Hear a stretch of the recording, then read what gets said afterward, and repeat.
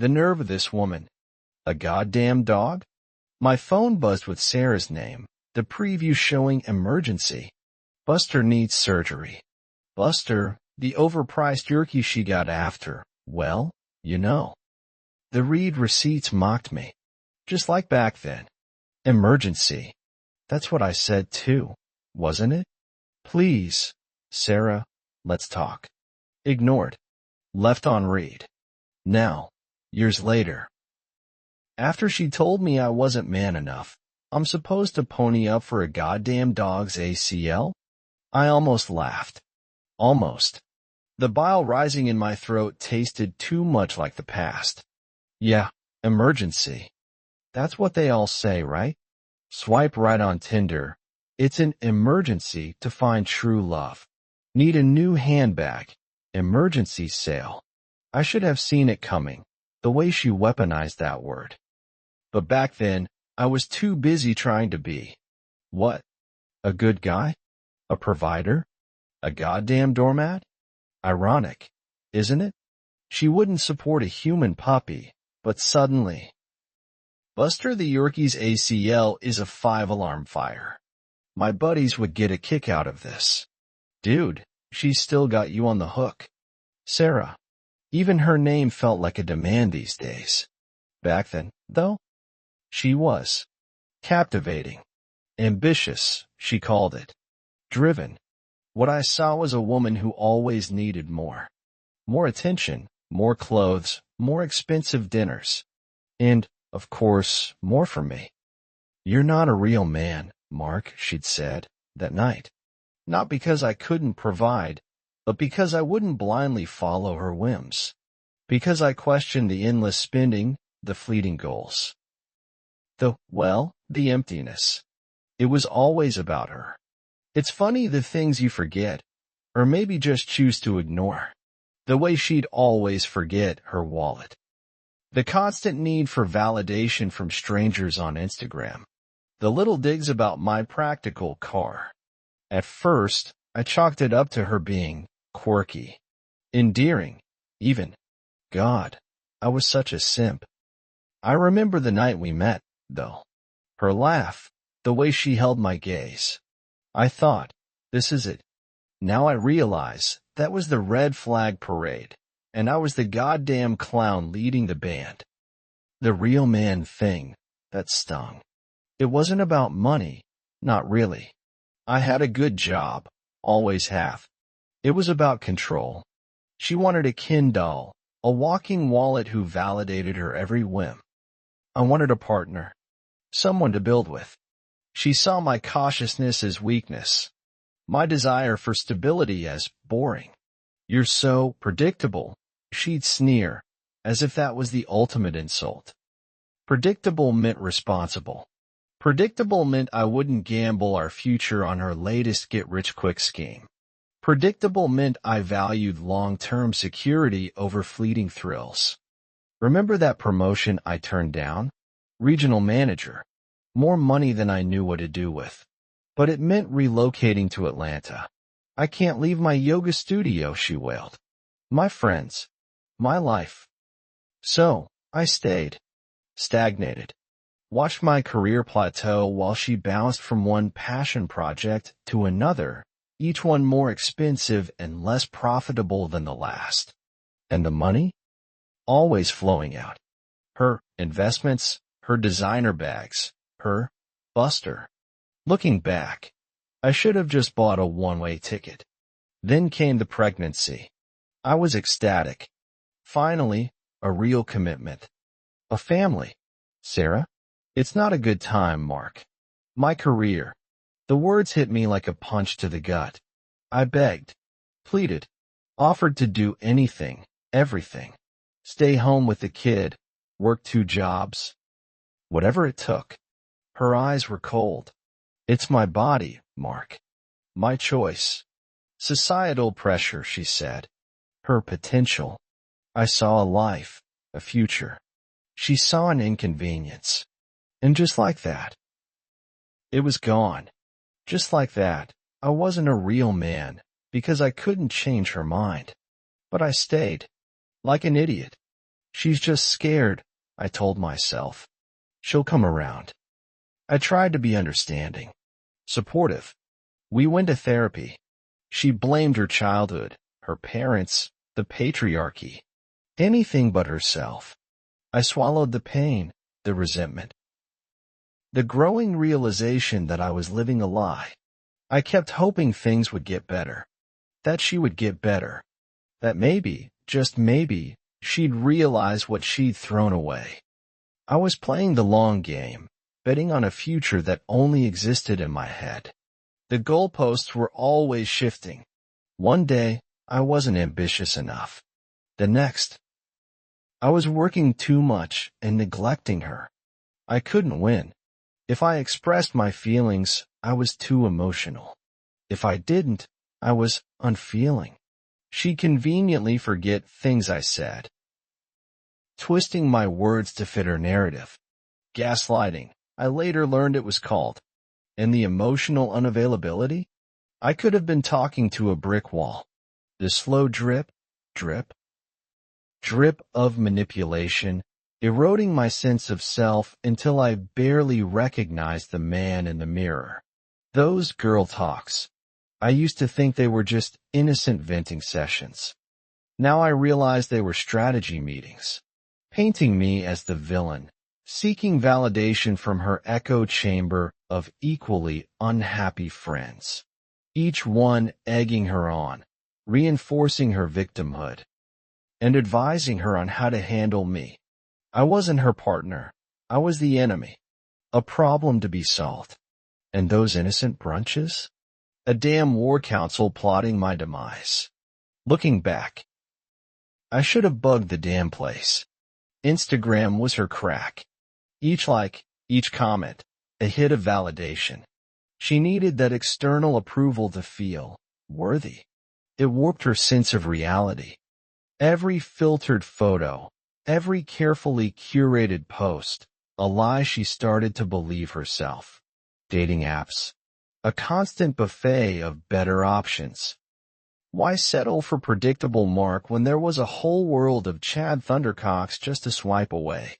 It created unrealistic expectations, a perpetual dissatisfaction, a hunger that I could never satisfy. It was her birthday. I planned a surprise trip, booked a fancy hotel. Then, I saw it. A Tinder notification popped up on her phone while she was in the shower. Jessica, 2 miles away. Jessica? The air left my lungs. I felt like I'd been sucker punched. I confronted her, denied it at first, then claimed it was an old profile. I forgot about it. The classic. That was it. The moment the scales fell from my eyes. The oh shit moment when I realized I'd been living a lie. The breakup was messy, but necessary. Then came the research. Hours spent online, reading articles, watching videos. Red pill this, MGDOW that. At first, I dismissed it as incel rage. But the more I read, the more it resonated. The patterns, the behaviors. The unspoken rules of the game. I'd been playing checkers while she was playing 4D chess. I'd been so blind, so naive. I'd been a goddamn beta, and she'd known it all along. No screaming matches. No public displays of anger. Just a quiet dismantling. I moved out, got my own place. Started hitting the gym again. Focused on my career. Cut contact. It wasn't about revenge. It was about self-preservation. About reclaiming my life, my sanity, my bank account. About building a future where I wasn't constantly walking on eggshells, trying to please someone who was fundamentally unpleasable. It was about choosing myself for once. I heard through the grapevine, of course. Career stalled. Yoga studio shuttered. Still single. Still chasing validation on Instagram. But the comments were different. More pity than envy. And Buster? Her entire life revolved around that damn dog. A furry substitute for the kid she never wanted. A walking, barking symbol of her regret. Not that she'd ever admit it. Nope, definitely not. She is always right after all. So there it was. The culmination of everything. The entitled princess. Now a desperate pauper, begging for scraps. The woman who rejected my child, now pleading for help with her dog. The irony was almost too rich. But beneath the amusement, there was a flicker of something. Not sympathy. Definitely not sympathy. More like morbid curiosity. To see how low she'd stoop. To what lengths she'd go to avoid taking responsibility for her own choices. The message sat there, unread. A digital ghost of her past transgressions. The read receipts, once a weapon. Now a symbol of my liberation. Of my refusal to engage in her drama, to validate her existence, to be her real man on her terms. It was a small act, but a powerful one. A final, silent rejection of her narrative. A declaration of independence. And for the first time in a long time, I felt free. Did she learn her lesson? Probably not. Some people are incapable of self-reflection. But the universe has a funny way of balancing the scales. Her career never recovered. The dating pool dried up. And now, she's facing the consequences of her choices, alone. Not because I orchestrated it, but because she built that cage herself. And Buster? Well, Buster's just another reminder of what could have been. A constant, yapping echo of her past. The double standards, though. They still irk me. I was supposed to be the strong one, the provider, the stoic rock. But when I showed vulnerability, I was weak. When I asked for support, I was needy. Had I followed the old school rules, kept my mouth shut, focused solely on my career, and treated her like arm candy, maybe I wouldn't be here. But that's not who I am. And maybe, just maybe, that's why I'm better off. So here I am. Older, wiser, and definitely more cynical. I'm not bitter. Not really. Just aware. I understand the game now. And I refuse to play. The future? It's wide open. Travel, career, maybe even a dog. One that I choose, and one that I pay for. A future built on self-reliance, not validation. On strength, not neediness. On being a real man, by my definition. And that, my friends, is a beautiful thing. You know how it is, guys. We've all been there, haven't we? Maybe not the exact same situation. But that feeling of being used, of being played, of realizing you were the only one taking things seriously? Yeah, that's universal. So, take it from me. Don't be a simp. Trust your gut. And never, ever ignore the red flags. Because that quirky girl you're chasing, she might just be 42, single, and begging you to pay for her dog surgery someday. And you'll be leaving her on read. Laughing all the way to the bank. And hey, if I sound a little jaded, well, cut me some slack. I spent years trying to be the good guy, the real man, by her definition. Turns out, that was just a recipe for disaster. I was so busy trying to be what she wanted that I forgot who I was. So, yeah, maybe I'm a little cynical now, but at least I'm cynical and solvent. And you know what they say? Happy wife, happy life? Bullshit. Happy me, happy life. That's the real secret. My financial advisor loves me now, by the way. Remember all those investments Sarah pressured me into? Gone. Poof. Like a magician's rabbit, only less entertaining.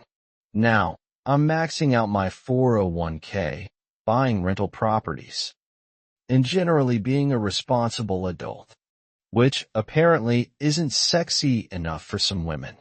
But hey, at least I can afford my own damn dog surgery. Or, you know, a yacht.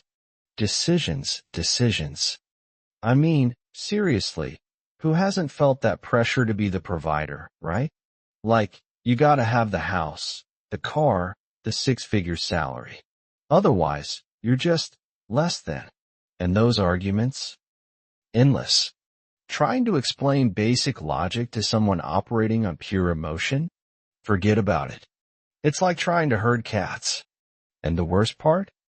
Watching the girl you fell in love with slowly morph into someone you barely recognize. That's a gut punch every time. It's a damn minefield out there. I'm telling you. 1 minute, you're buying flowers and planning romantic getaways. The next, you're wondering where the hell that woman you fell for disappeared to. And you're not crazy, guys. You're not imagining things. They do change. They do weaponize their emotions. And yeah, sometimes they're just looking for a meal ticket. Harsh, but true. So, keep your eyes open, your wallet closed, and your heart guarded. Sometimes, late at night, I wonder, what if she'd chosen differently? What if she'd wanted that family as much as I did? Would I be coaching Little League right now? Changing diapers? Arguing about bedtime? Maybe. And maybe I'd be miserable, trapped in a life that wasn't truly mine. Or maybe I'd finally know what it meant to be a real man. In the way I always hoped. But that's a ghost story for another night. That first night we met, remember I said I thought, this is it? I was an idiot. What I should have thought was, this is the beginning of a very long, very expensive lesson. See, hindsight's 20/20ths, fellas. Now, I see that initial spark for what it was, a carefully constructed illusion, designed to hook me in. And hook me it did. But hey, at least I learned something, right? It's all about perspective. You know what's funny? I actually got that promotion. The one I turned down for her. Took a few years. But I got there. And you know what else? My therapist said I'm remarkably well-adjusted for someone who went through all that. So, yeah, I'd say I'm doing all right. I'm not defined by that relationship, by her choices, or by her definition of what a real man should be. I'm just me. Finally. So what does being a real man mean to me now? It's not about providing for someone else's dreams. It's about building your own damn empire. It's not about sacrificing your happiness for a fleeting illusion of love. It's about prioritizing yourself, your goals, your well-being. It's about having the strength to walk away from toxic situations, even when it hurts. It's about defining your own damn values and living by them, no matter what anyone else says. So yeah, I'm awake now, eyes wide open. And let me tell you, the view from up here is pretty damn good. I see the world for what it is, not for what I wanted it to be. And that, my friends, is the ultimate freedom. Now, if you'll excuse me, I've got a life to live. One that's all mine. And it doesn't involve paying for any damn dog surgeries. Peace out.